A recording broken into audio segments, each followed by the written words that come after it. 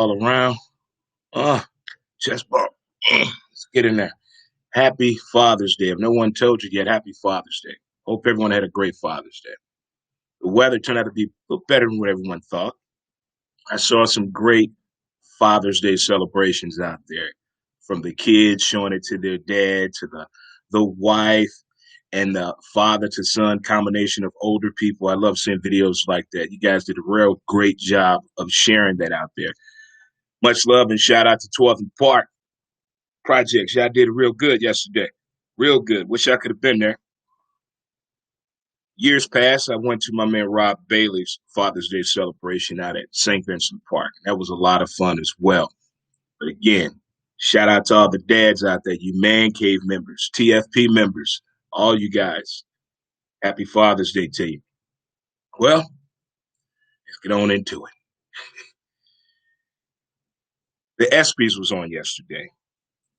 Don't know if you had a chance to take a look at it. It was on ESPN. It's basically a reward show for the celebration in sports, letting the players know, hey, what we think about you, here's a nice award for you. Took a little twist and turn yesterday. Maybe it segued into what happened on Saturday in UFC boxing. It was a young man, young fighter. I don't follow UFC that much. I just saw the story of a fighter. Things was not going his way, so he wanted to stop the fight, quit, give up, whatever you want to put it.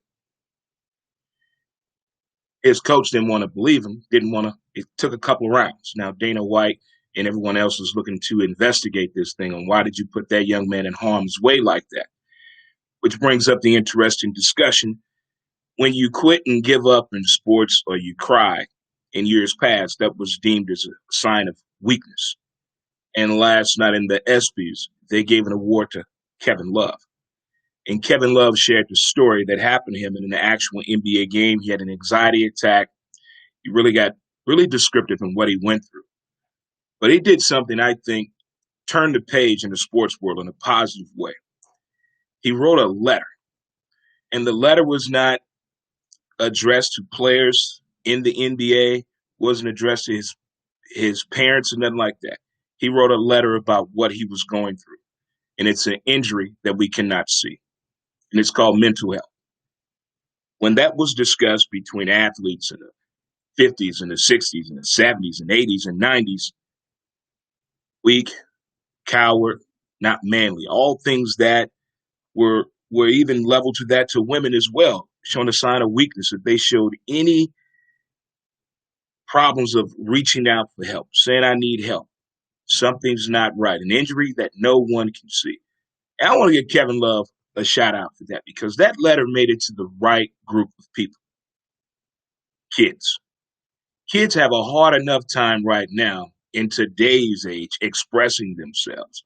So can you imagine what a child is going through that's trying to compete athletically and everything is not going right? It's kind of hard to talk about that.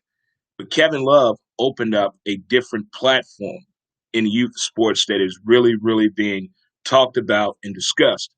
And I posed a question on my podcast. What are kids doing today with their coaches if they're going through something like that? Is there anyone around to help immediately? Is there someone outside you guys going through? How are you dealing with that when a child of yours that is playing ball for you doesn't have an injury that you can see, but something is wrong?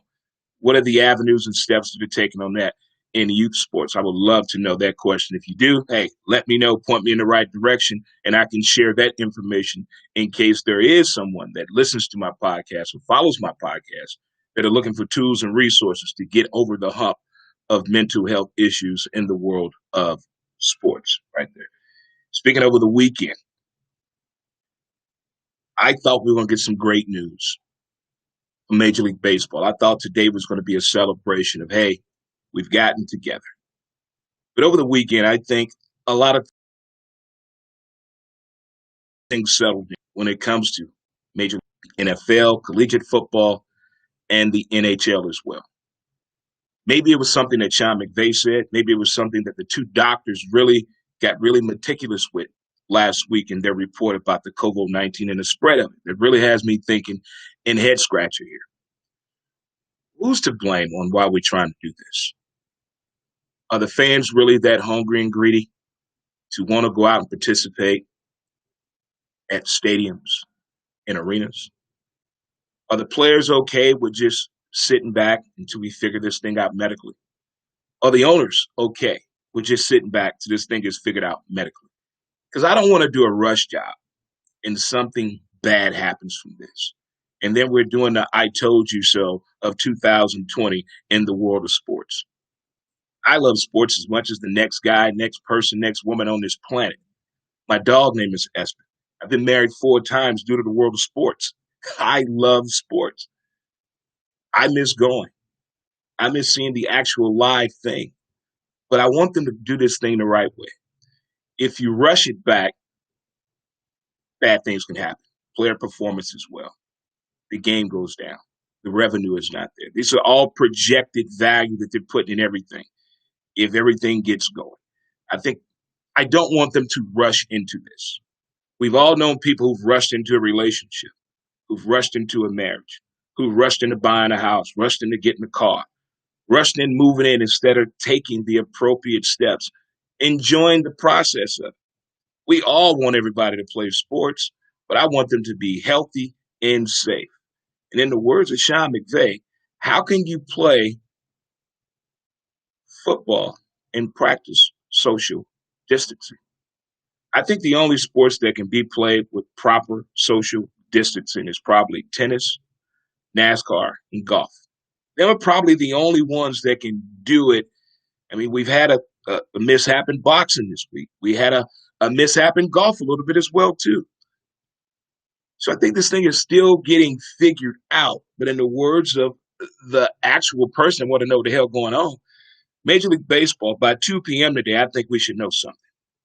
Don't lead us in the dark too long. And also, before 2 o'clock today, we should get a breaking news report from NASCAR. There is no way in the hell of the planet that there's no video footage of what happened. I'm not buying it. I've been in enough races. I've been in enough NASCAR garages. I've been around high-profile security and people that have toys that everybody wants. There's cameras everywhere. If no press conference comes out, it means it's somebody that's a very, very high stature in the NASCAR world, and they want to try to figure out how to handle this. But I hope that's not the case. Let's get this thing. Let's get to it. Don't forget to check out the latest episode of Who's to Blame, the podcast, episode 409. It is up now. Don't forget to hit the hashtags. Go to who's to blame.com. You guys enjoy the rest of your Mamba